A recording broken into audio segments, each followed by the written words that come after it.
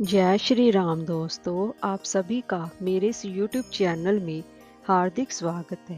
दोस्तों, आज मैं आपको विशाख मास के 19वें अध्याय की कथा श्रवण करवाने जा रही हूँ।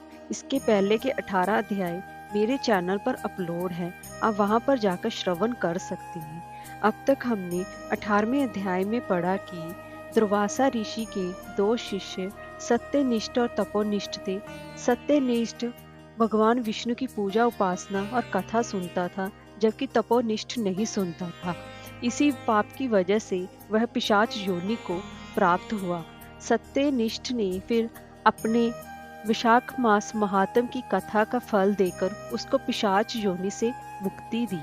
अब आगे की कथा शुरू करते हैं। दोस्तों, अगर आपको हमारी ये वीडियो अच्छी लगी हो तो लाइक और शेयर करें और चैनल को सब्सक्राइब करना ना भूलें और कमेंट बॉक्स में ओम नमो भगवते वासुदेवाय अवश्य लिखें। तो चलिए वीडियो शुरू करते हैं। फिर श्रुतदेव जी कहने लगे कि विशाख महात्म का फल और भी सुनो।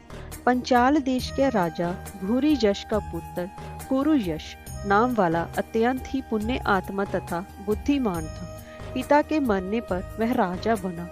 वह धर्म पूर्वक पृथ्वी का राज्य करता था, परंतु पूर्व जन्म में उसने जलदान नहीं किया था। इसी कारण उसकी सब संपत्ति नष्ट हो गई। इस प्रकार उसको बलहीन देखकर उसके कई एक शत्रु राजाओं ने उस पर आक्रमण कर दिया। बेचारा राजा त्रास्त होकर अपनी शिखनी रानी और कुछ धात्रियों के सहित पर्वत की एक ऐसी गुफा में छिप गया जिसका रास्ता कोई भी नहीं जानता था।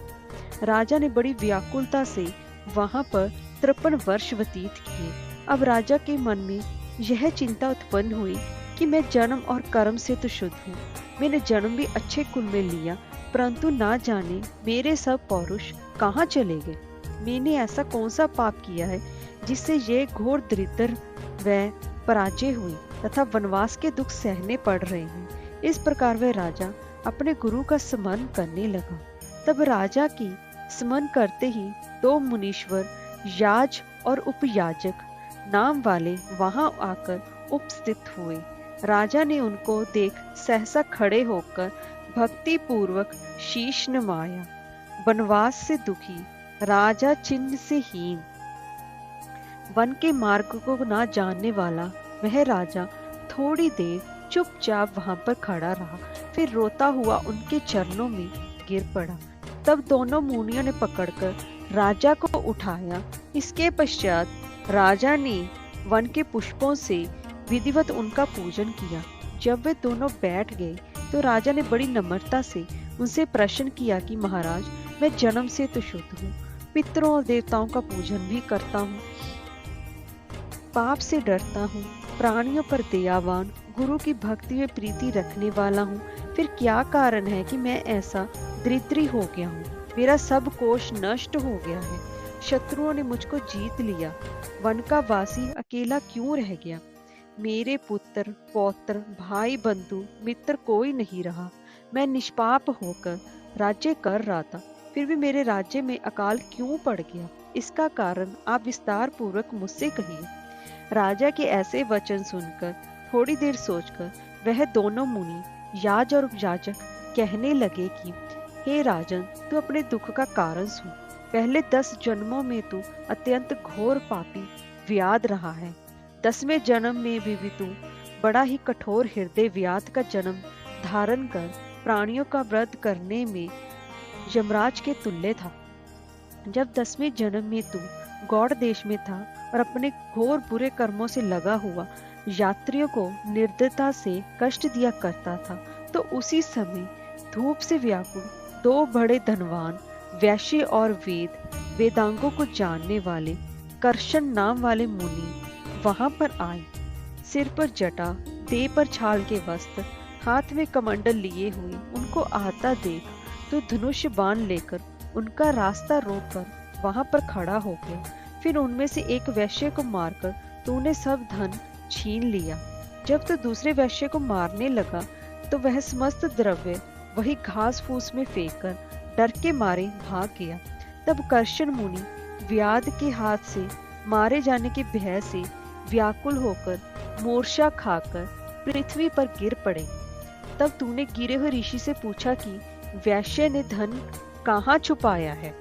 फिर एक गड्ढे के पानी से उनके हाथ मुंह धोए और उनकी मूर्छा ना आ जाए इस कारण उन पर पंखे से हवा करने लगा और मुनि से कहा कि जब तक मैं इस वन में सहस्त्र हूँ तब तुमको किसी भी बात का कोई भय नहीं होना चाहिए।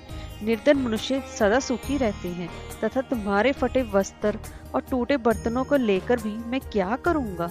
तुम केवल यही बताओ कि उस वैश्य ने धन को कहाँ छुपाया है। यदि ठीक नहीं बताओगे तो मैं तुम्हें मार डालूंगा। कृष्ण बोले कि वैश्य धन को इन वृक्षों में फेंक गया है और स्वयं इधर भाग गया है। तब व्याध ने ऋषि से कहा कि निडर होकर सुखपूर्वक यहाँ से चले जाओ। यहाँ से थोड़ी दूर पक्के तालाब में निर्मल जल है, वहां जल पीकर और अपना परिश्रम दूर कर अपने स्थान को चले जाओ। अभी राजा के कर्मचारी वैश्य का रोदन सुनकर तथा पांवों के निशान देखते हुए इधर आएंगे, इसलिए मैं तुम्हारे साथ नहीं चल सकता। ये पंखा ले जाओ, इसकी हवा से कुछ गर्मी कम हो जाएगी। इस प्रकार तुम पंखा देकर गहन वन में चले गए। यद्यपि तुमने कार्यवश उसकी सेवा की थी, परंतु वैशाख मास की प्रचंड धूप में तुम्हारे द्वारा की गई इस सेवा के परिणाम स्वरूप तेरा जन्म विशाल राजवंश में हुआ।